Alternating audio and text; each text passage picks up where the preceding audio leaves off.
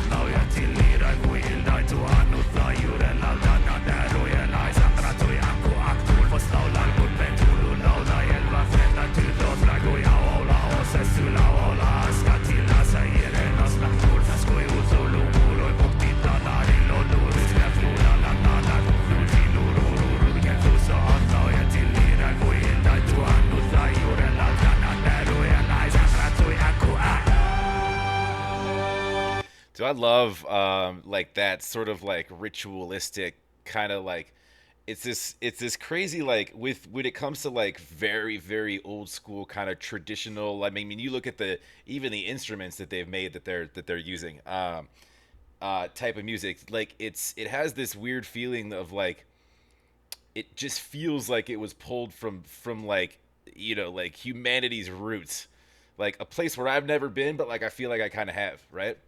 Um, it has this weird soothing ability to do that. I love the throat singing and stuff.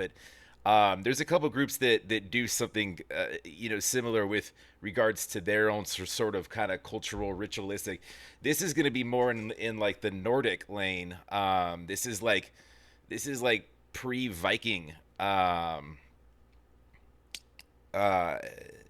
sort of like what they're depicting with like the horns and stuff. The the symbolism in the in like in where that culturally is referencing, it has a lot of kind of ties to not just animalistic, but also you look at the old kind of gods, when you're talking about like the old kind of Nordic, in like the even like even the Viking gods, after that. But this is cool. I dig it.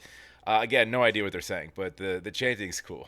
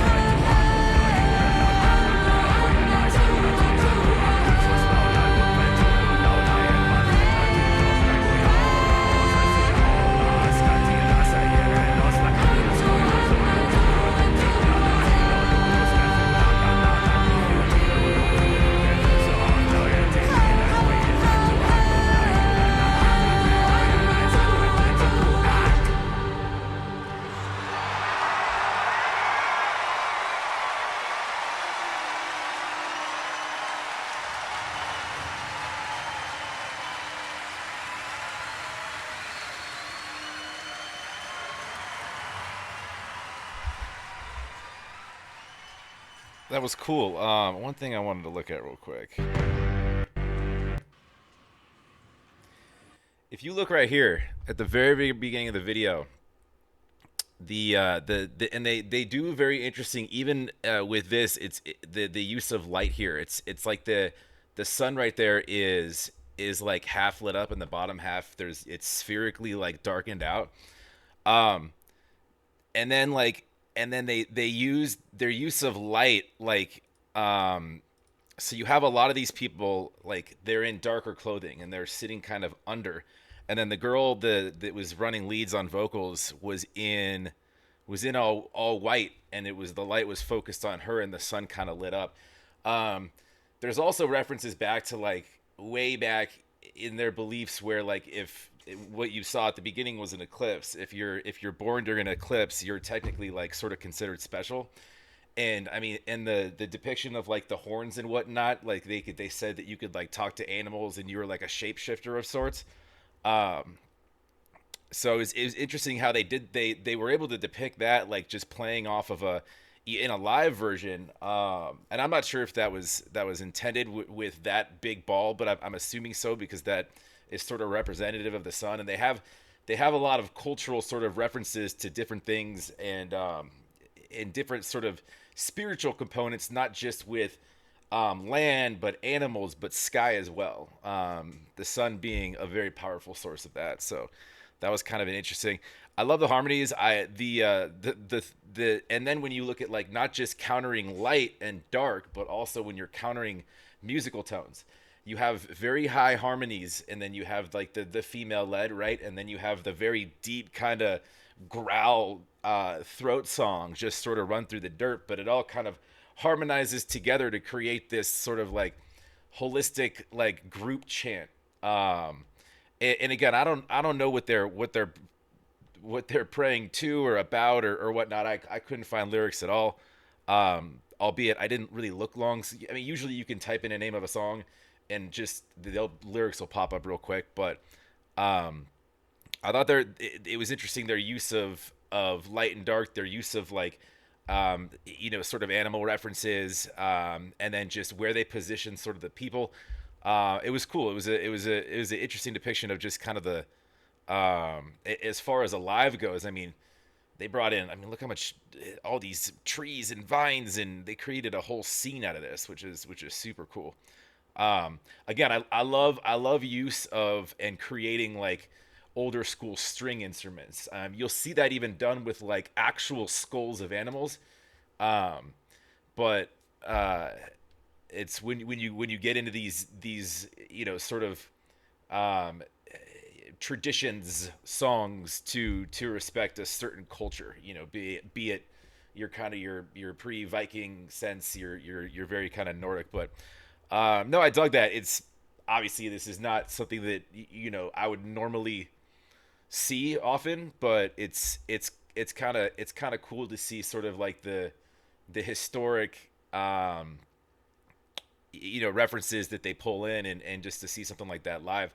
I wish I had lyrics, but I think what I don't think you really need it. It's again, it's one of those things that you feel. Like I said at the beginning, with this type of chant style music, there's a group in like that I've done some of their videos that this reminded me of a little bit just because of the throat singing and the chanting, called Otuken, OTY, and completely different types of people from different areas, but it had a they also used traditional type instruments in it. They used like its similar musical components very interestingly in a similar way, albeit depicting different time periods and different types of people. But anyways, no, I thought that was awesome. Go support Heilung. That was Anoana live. But yeah, we'll keep it going. Thanks again for the support, and we'll talk to you on the next.